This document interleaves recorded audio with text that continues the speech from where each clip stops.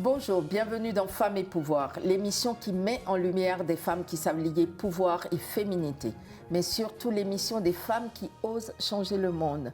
Notre invitée du jour s'appelle Nersa Dorismond. C'est une femme d'affaires aux multiples talents. Ce qu'on retiendra beaucoup plus d'elle aujourd'hui, c'est qu'elle est la directrice et la fondatrice du cabinet de recrutement Gestion PCO, qui est un cabinet dédié au recrutement des personnes racisées ou issues de la diversité culturelle. Elle va prochainement faire son 4e salon, un salon de recrutement qu'elle appelle le Salon des opportunités. Nersa, bonjour. Bonjour. Merci beaucoup d'avoir accepté l'invitation de Femmes et Pouvoir. Ça fait plaisir d'être ici, vraiment. Nersa, avant qu'on ne rentre dans le vif du sujet pour parler du Salon des opportunités, j'aimerais savoir, pour Nersa Dorismond, qu'est-ce que c'est le mot pouvoir? Pour moi, le pouvoir, surtout au féminin, donc je dirais, c'est de pouvoir réaliser, dans le fond, ce qu'on veut sans le faire avec colère, sans le faire avec...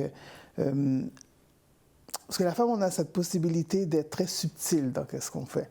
Donc, c'est d'avoir qu'est-ce qu'on fait, c'est de réaliser qu'est-ce qu'on fait et d'être bien dans ce qu'on fait. Pour moi, c'est ça le pouvoir.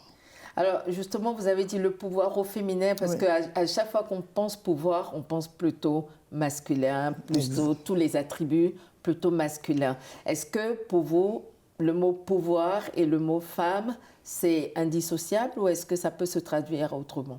C'est vraiment indissociable parce que les femmes, on a toujours eu du pouvoir. Si on réalise au fil du temps, on a toujours eu du pouvoir, c'est qu'on ne le réalisait pas. On ne réalisait pas à quel point on pouvait changer les choses, que ce soit à la maison ou à l'extérieur, changer les comportements simplement avec notre féminité. Et c'est pour ça que je dis que c'est vraiment, je le dis, le pouvoir au féminin. Parce que souvent, on s'imagine le pouvoir, c'est quelque chose de masculin, c'est quelque chose, il faut s'imposer, il faut crier presque pour avoir du pouvoir. Non, je peux te faire faire ce que je veux ou aller dans la direction que je veux avec beaucoup de subtilité. Donc c'est pour ça que je dis que les femmes, on a beaucoup de pouvoir. Qu'on regarde à la maison qui dirige, de toute manière, les enfants qui élèvent les enfants. Donc, c'est nous qui imposons l'éducation à nos enfants. Donc, on a quand même beaucoup de pouvoir. Et c'est le jour où on va réaliser cette force qu'on a là. Il y en a des femmes qui le réalisent, mais quand les femmes vraiment réalisent cette force qu'ils ont là, je crois qu'on va changer le monde. C'est d'ailleurs pour ça que vous êtes autant engagée, aussi bien au niveau de la communauté, au niveau des OBNL sociales, mais aussi à titre comme femme d'affaires, parce que vous êtes dans vous avez plusieurs business et vous lancez maintenant un concept que je trouve assez original, déjà rien que par le nom, le Salon des opportunités. Donc on va pas à un salon de recrutement, mais on va saisir des opportunités. Est-ce que c'est dans cet état d'esprit que vous l'avez créé? Exactement. C'était le Salon des opportunités, c'est pour montrer, moi je dis, le Québec est une terre d'opportunités. Au Québec, on a la possibilité d'avoir tellement de choses, tellement de choses qu'on peut aller acquérir, que ce soit en emploi ou en entrepreneuriat. C'est les deux grands thèmes de mon salon. Donc là, j'ai voulu mettre en place justement pour dire aux gens, regardez, vous pouvez avoir vos études gratuitement, vous pouvez faire des équivalences, vous pouvez avoir l'emploi que vous voulez, simplement faites la bonne recherche. Et le Québec nous ouvre ces portes-là. On parle vraiment qu'on n'a pas notre place, mais quand on l'apprend, quand on montre qu'on est capable d'arriver là, le Québec nous donne notre place. Et c'est ça le Salon des opportunités. C'est vraiment d'arriver, de dire, OK, j'amène par exemple des employeurs de choix, des employeurs que les gens, des fois, ne connaissent pas ou ne savent pas qu'ils pourraient atteindre. Donc, je les amène pour leur dire, OK, mais venez rencontrer ces employeurs-là. Mais de l'autre côté, l'employeur, il ne sait même pas que... Ce potentiel existe. Exactement. Des fois, quand je parle aux employeurs qui viennent au salon ou pour ma firme de recrutement, ils me disent, mais on ne sait pas comment les trouver, on ne sait pas où est-ce qu'ils sont, on ne sait pas les atteindre. Donc, c'est de dire que des deux côtés, il y a comme quelque chose qui ne se lie pas.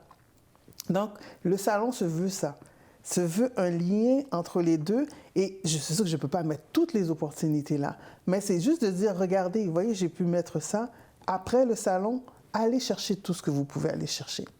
Donc, c'est vraiment ça. Donc, c'est vraiment créer un pont entre deux mondes qui se côtoient, mais qui en réalité ne se rencontrent jamais. Exactement, c'est ça. Et on s'entend, on est une communauté, surtout la communauté, moi je suis d'origine haïtienne, la communauté haïtienne, le taux de chômage est assez élevé. Donc, c'est de dire, regardez, allez chercher, regardez les emplois que vous pouvez aller chercher. Et c'est des emplois qu'on démarre au niveau, que ce soit au niveau du DEP jusqu'à l'université. Et c'est aussi de présenter à ces communautés-là les gens qui ont réussi dans des secteurs atypiques. Que je revienne dans les secteurs atypiques, moi j'ai un bac en informatique de gestion depuis 2001. C'est un secteur où il y a très peu de femmes noires encore. Donc là, je suis un peu rare. Et en plus, je suis en télécommunication et je travaille avec des ingénieurs. Donc là, je suis vraiment dans très stéréotype. Et c'est de montrer aux gens qu'on peut avoir des métiers atypiques et réussir dedans. Moi, j'ai eu une carrière extraordinaire. Jusqu'à maintenant, j'aime mon métier, même si je ne le pratique plus. Mais j'ai aimé ce que j'ai fait. J'ai eu des portes qui se sont ouvertes à moi, tout simplement parce que je ne me suis jamais laissée abattre à « je ne peux pas y aller ». En fait, vous n'avez mis aucune barrière. Non. Moi, je peux dire que c'est peut-être mes parents qui m'ont montré ça. Mes parents nous ont toujours dit, on est né ici, on est venu au Québec, alors vous n'avez pas de limite. Allez-y, foncez. Est-ce que vous diriez qu'il y a une différence dans l'exercice du pouvoir selon si on est un homme ou une femme? Oui, c'est sûr. C'est sûr. Et il faudrait faire attention pour la femme de ne pas essayer d'imiter l'homme dans la manière qu'il vit son pouvoir. Parce qu'il n'est pas pareil. Il n'y a pas les mêmes schèmes, les mêmes manières de fonctionner. Et l'homme a peut-être plus de possibilités d'atteindre le pouvoir. Il y a peut-être le chemin est beaucoup plus ouvert, surtout dans certaines cultures, pour atteindre des niveaux de pouvoir. Peut-être parce qu'il se met moins de barrières aussi. Exactement. Lui, il n'y a pas de peur, il n'y a pas de crainte, il va foncer. La femme, on réfléchit des fois un petit peu trop. On se met oui, mais, beaucoup de oui, mais. Et c'est sûr aussi, bon, il y a des fois, on se met des barrières avec les enfants, on se met des barrières avec, OK, je suis en couple, on se met des barrières comme ça, mais c'est possible de jongler avec tout ça. Et on a plus cette possibilité-là que les hommes, de jongler avec beaucoup de choses. Parce qu'on arrive à faire plusieurs choses, on est les femmes Shiva. Exactement. Oui. On entend souvent dire que les femmes qui ont du pouvoir, qu'elles ont dû sacrifier quelque chose, mais à vous entendre, non, on n'est pas obligé de sacrifier quelque chose. Non, je ne crois pas qu'on est obligé de sacrifier. C'est des choix. Si on parle de sacrifice, c'est là que ça devient difficile. C'est des choix qu'on va faire. C'est juste des choix de savoir où est-ce qu'on veut aller. C'est des choix de savoir comment qu'on veut le faire. Moi, j'ai bâti mes entreprises avec mes enfants. Mes enfants sont dans mes entreprises. Des fois, quand ils ne sont pas là, les gens me demandent « mais où sont tes enfants ?» Parce que dès leur naissance, je vais au bureau avec, je vais dans des réunions avec mes enfants. Je vais dans mes conférences avec mes enfants. Ils sont là, ils connaissent ce que je fais. Ils font partie aussi de ce que je fais. Donc, souvent, c'est les enfants qu'on dit que c'est un sacrifice. Non. Et pourtant, j'ai un de mes enfants qui joue au basket, donc en plus, je suis un peu partout au Québec à aller voir ses matchs. Donc, c'est des choix que nous devons faire. Et aussi des choix, des priorités, et aussi gérer son temps. Oui. Est-ce que vous avez l'occasion de partager ce type de réflexion avec d'autres femmes? Parce que je sais aussi que vous êtes très engagée sur la question de l'entraide entre femmes, de la solidarité féminine. Est-ce que ça fait partie des sujets que vous abordez? Oui, vraiment. J'aime beaucoup. Dès qu'il y a une conférence quelque part où on peut aller parler, j'y vais. J'y vais pour pouvoir parler.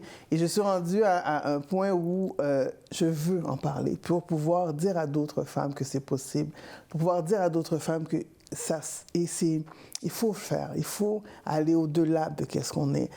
C'est pas un sacrifice, c'est un choix. Et après, on va se sentir bien et non pas avoir des regrets. Surtout de ne pas l'avoir fait ou de l'avoir fait trop tard. Donc, le plus que je peux en parler, le plus que je peux montrer, pas seulement mon exemple, mais d'autres femmes. Des fois, on a un groupe, on vous appelle un peu les folles, parce que c'est qu'on a décidé malgré nos enfants, malgré notre vie compliquée, d'aller au-delà de simplement rester dans son petit quotidien. Et aussi, ça permet de ne pas juste faire métro, boulot, dodo et de subir la charge émotionnelle tout le temps, en fait. C'est ça, exactement. Et il y en a qui aiment ça, donc je dis c'est correct, il ne faut pas nécessairement pousser. Mais quand la personne commence à dire j'aimerais ça, j'aurais aimé, donc là c'est de se poser la question, mais qu'est-ce qui t'a bloqué? Pourquoi ne l'as-tu pas fait? Et j'aide les gens, j'essaie de donner mon exemple ou l'exemple de quelqu'un d'autre. Je dis regardez, moi j'ai fait ces choix-là. Et pour moi, ce n'est pas des sacrifices, c'est des choix que j'ai faits et je suis heureuse dans mes choix que j'ai faits. C'est simplement les choix, il faut les planifier, il faut les superviser, il faut s'assurer que c'est fait d'une certaine manière.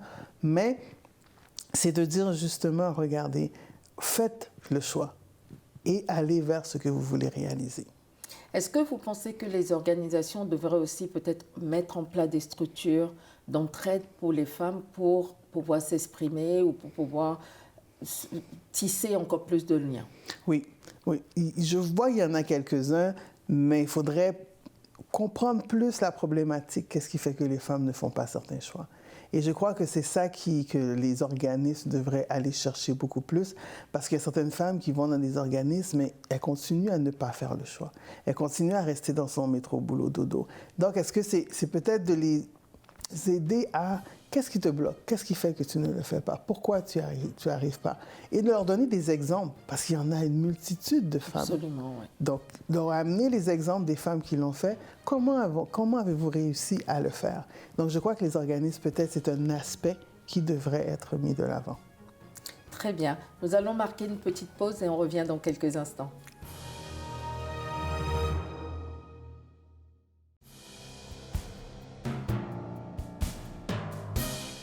Nous sommes de retour avec Nersa Dorismond où nous parlions des énormes opportunités et des possibilités que les femmes devraient saisir. Nersa, par rapport à votre prochain salon que vous organisez quasiment au mois de mars, dans 19 mars. Oui. L'opportunité que vous souhaitez donner aux femmes, est-ce que par exemple il y a des ateliers, il y a des conférences, il y a des moments juste de discussion, tout simplement. Parlez-nous un peu plus de qu'est-ce qu'il y aura de façon concrète au Salon des opportunités. Oui, le Salon des opportunités, c'est un produit que j'ai voulu le plus complet que possible. C'est-à-dire, je t'amène, les employeurs vont être là pour les personnes qui cherchent de l'emploi. Mais je me suis dit, OK, tu cherches de l'emploi, mais est-ce que ton CV est bien fait? Donc, il y a les ateliers de CV. Est-ce que tu sais comment te vendre? Il y a les ateliers en comment se vendre. Est-ce que tu sais comment être sur les réseaux? Il y a un atelier sur LinkedIn. Est-ce que tu connais, dans le fond, comment t'intégrer au niveau de l'employeur? Il y a ça aussi.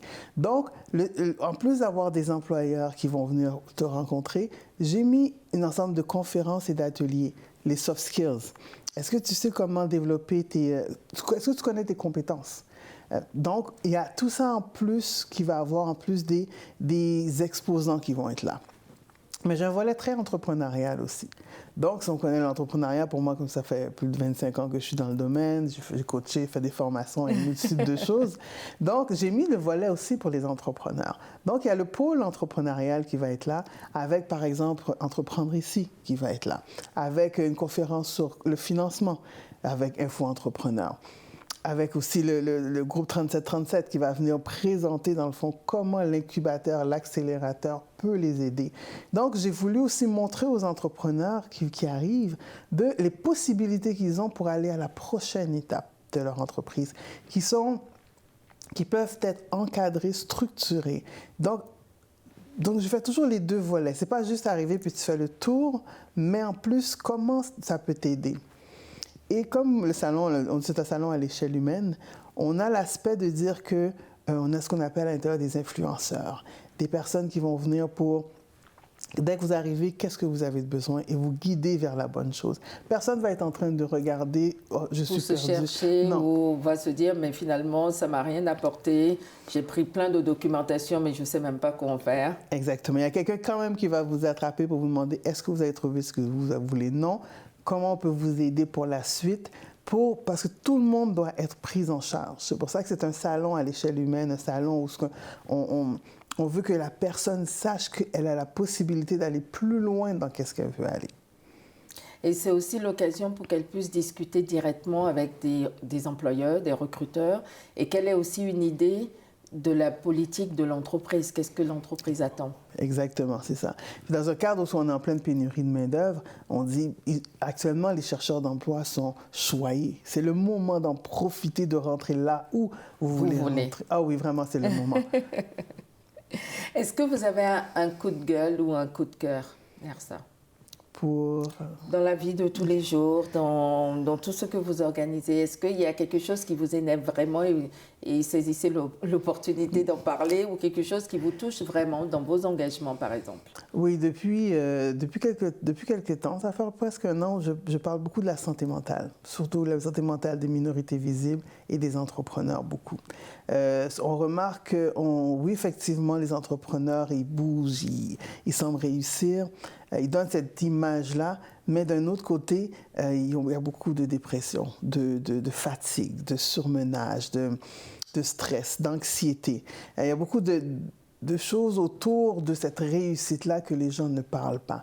Et ça implique les personnes qui, par exemple, qui abandonnent leur entreprise, qui font des burn-out. J'ai des personnes, moi, qui sont rentrées à l'hôpital tout simplement parce qu'ils sont fatigués. Des fois même plus loin. Plus loin, malheureusement. L'année dernière, on a vu, il y a eu quelques suicides. Absolument. Il y en a eu 3 d'affilée entre mai et juin. 3 suicides dans la communauté noire qui ont eu un impact majeur dedans, dont une des personnes, je la connaissais. Donc, pour montrer que ça fait partie, dans le fond. C'est très difficile de vivre ça. Et c'est quelque chose que je parle. J'ai fait 2 conférences, même plus que 2. Moi, j'ai organisé 2 conférences sur la santé mentale. On m'a invité à plusieurs événements. Moi-même, j'ai eu un épisode de surmenage. J'ai eu un épisode de très grande fatigue. Où j'ai dû ralentir complètement la machine pour pouvoir continuer ce que je voulais. Et c'est pour ça que j'en parle beaucoup. Et j'en parle le plus possible. Et j'appelle des fois les gens pour leur dire comment ça va. Ou allons prendre un café. Viens qu'on s'assoie. Parce que les gens, en plus, on est dans une spirale qu'on tourne sans arrêt. Et pour moi, c'est important de dire aux gens, prenez soin de vous. À quoi ça sert sinon? Mais continuez votre passion, mais prenez soin de vous en même temps.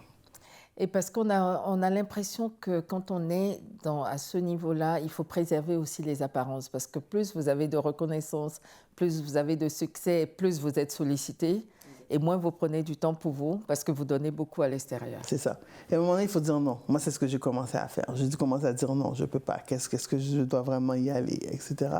Donc, il faut vraiment le faire. Et malheureusement, la société, ou je pourrais dire les médias sociaux, l'image qu'on veut mettre, c'est qu'il y a toujours un sourire. Oui. Tout va bien. On n'est jamais fatigué. On n'est jamais une mauvaise journée. C'est sûr qu'on a réussi dans notre entreprise. Cette vision qu'on donne de l'entrepreneur, c'est pas la vraie vision. C'est pas ça. C'est faux. Quand on parle vraiment à un entrepreneur, il te dit, mais non, c'est pas ce que vous voyez sur les médias sociaux.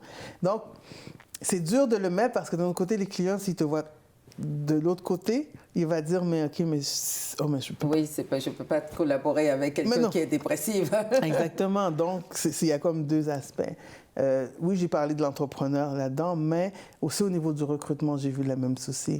Comme moi, ma spécialisation pour ma firme de recrutement, c'est vraiment les minorités visibles, les racisés, les gens nés ici de familles descendantes d'immigrants.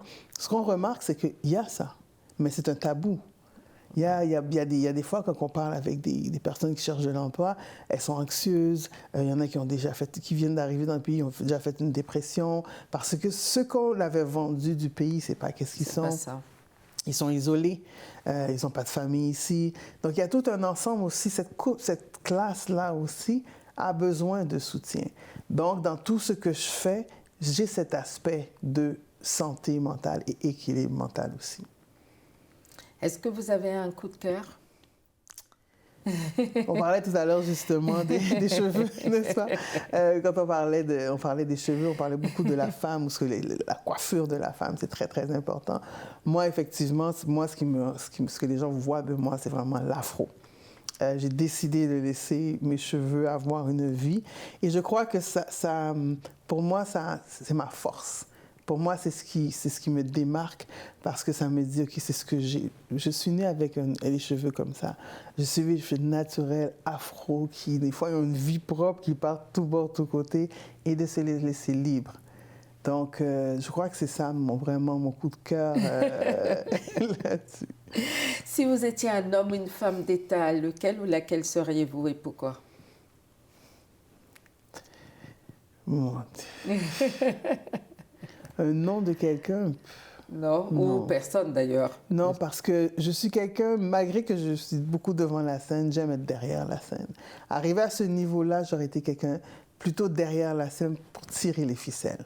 Pour justement, laisser quelqu'un devant et ce serait moi qui serais en train de diriger, dire quelle direction prendre. Parce que comme ça, j'ai la possibilité d'entendre tout ce qui est autour de moi.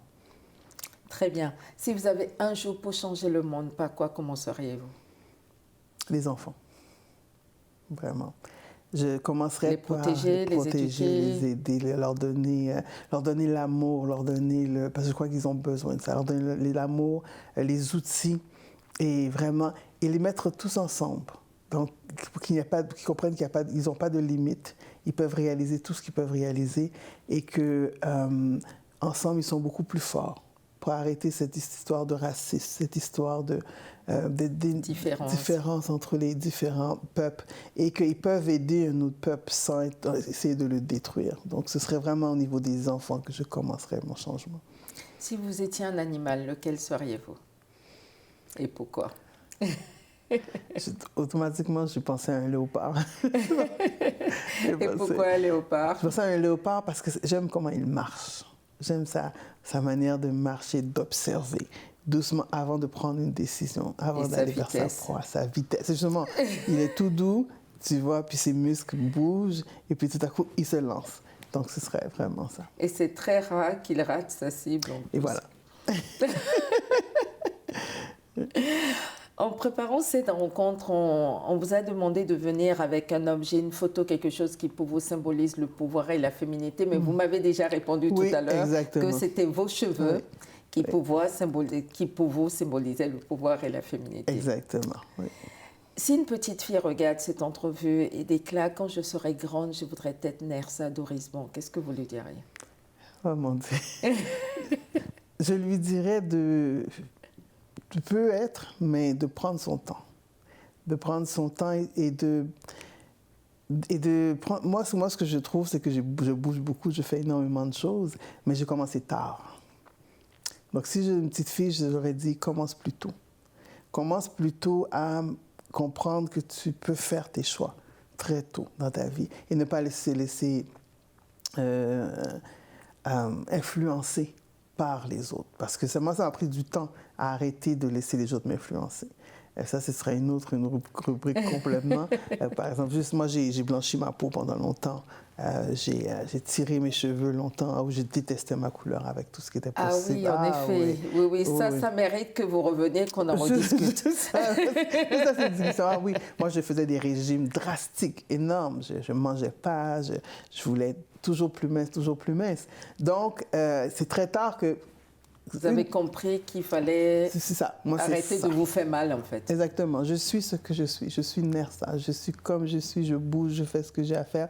Mes cheveux sont comme ils sont là. Je me maquille pas. Tu prends ce qui est là devant toi. Mais c'est très tard que j'ai compris ça. Donc, une petite fille, je lui dirais, aime-toi. Et fais les choix. Fais les bons choix tôt. Et ne te laisse pas influencer par ce que la société te dit que tu devrais être. Très bien. Merci beaucoup, Nersa. On va conclure cette entrevue. Vous êtes une femme de pouvoir. Quel pourrait être votre super pouvoir? Ma possibilité de faire plusieurs choses en même temps. Je crois que c'est ça. C'est vraiment mon super pouvoir. Très bien. Notre entretien touche déjà à sa fin. C'est dommage. C'est un plaisir, vraiment. Mais merci beaucoup, en tout cas, Nersa. Merci à vous de m'avoir accueilli sur le plateau.